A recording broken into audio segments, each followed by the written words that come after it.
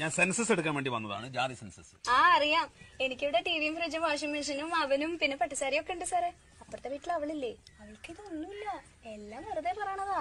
ഇതൊക്കെ എന്തിനാ നിങ്ങൾ ആദ്യം പറഞ്ഞത്? ചോദിക്കുമ്പോ പറഞ്ഞാൽ മതിയല്ലോ. ഭർത്താവ് എവിടെയാണ്? അകത്താ സാറേ. ഭർത്താവ് അകത്തിരിക്കുകയാണോ? പുറത്തേക്ക് വിളിക്ക്. അയ്യോ ആകത്തല്ല, ജയിലില്ല.